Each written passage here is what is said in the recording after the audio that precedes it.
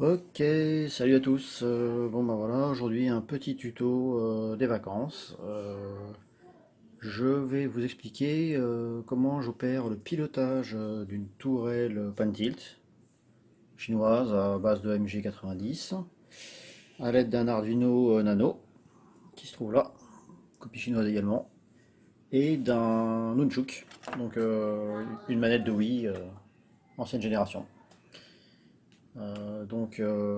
Niveau câblage, ça se passe comme ça. Donc on a les deux cerveaux sur la tourelle avec nos câbles. Le marron c'est la masse, le rouge 5 volts et le jaune c'est le câble de signal. Même chose pour le second cerveau évidemment. En termes de câblage, au niveau du nano, les deux cerveaux sont alimentés via un adaptateur de ce type là en 5 volts. Donc là j'ai ponté la masse et le 5 volts parce que c'est une breadboard qui contient qui n'est pas continue en fait. La piste n'est pas continue jusqu'au bout de la braid.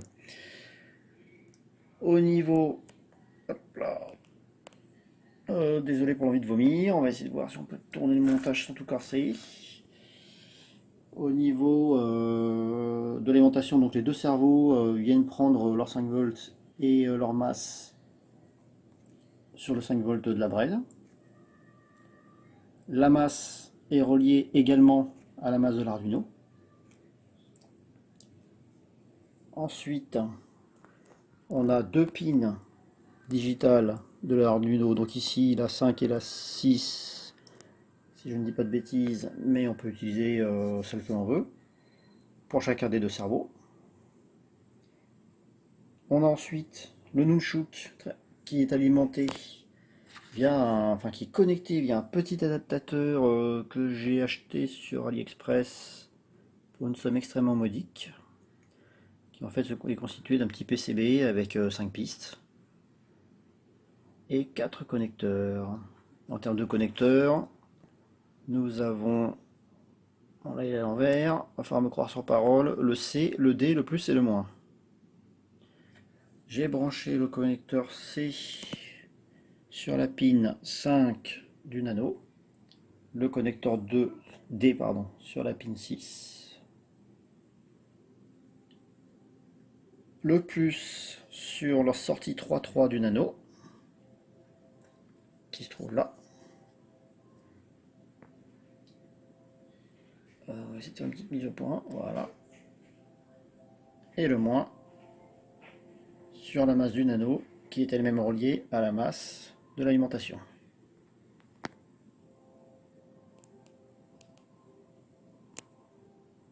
Voilà pour ce qui est du câblage. On va donc passer à la partie code pour voir comment orchestrer tout ce petit monde.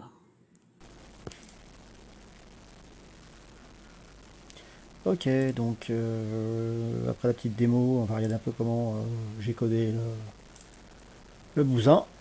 Alors voilà, pour info, parce qu'il faut rendre à César ce qui est à César.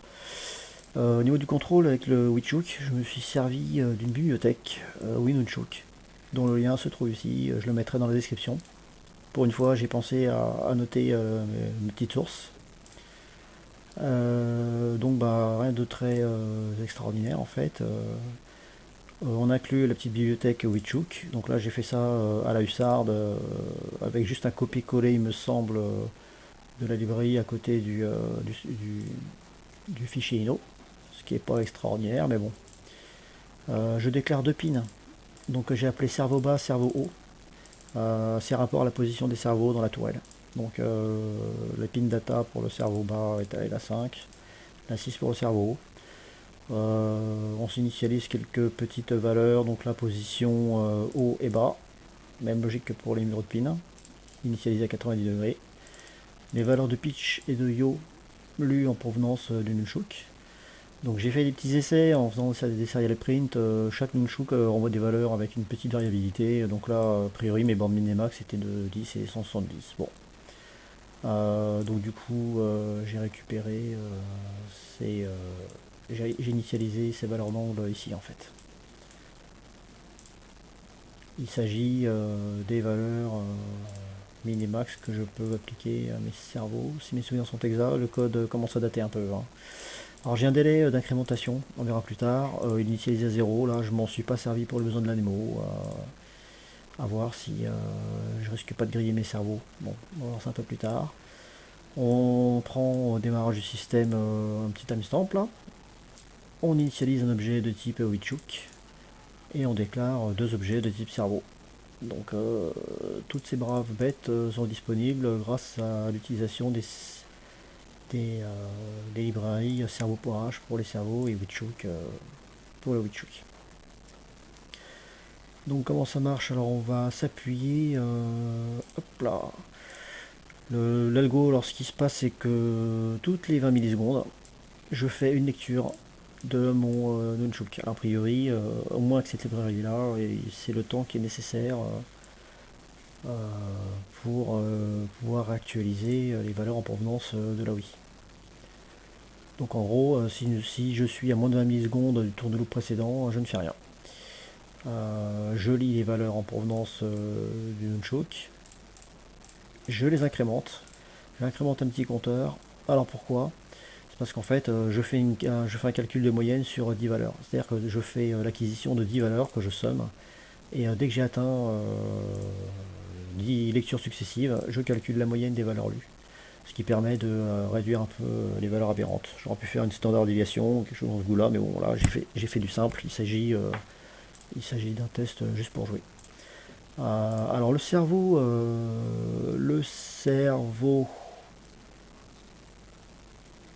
du haut est monté à l'envers par rapport à celui du bas. Donc là j'utilise un petit subterfuge qui consiste à remapper les valeurs d'angle lu pour ce cerveau de 180 à 0 vers les valeurs allant de 0 à 180, ce qui a pour effet d'inverser en fait la valeur du cerveau lu.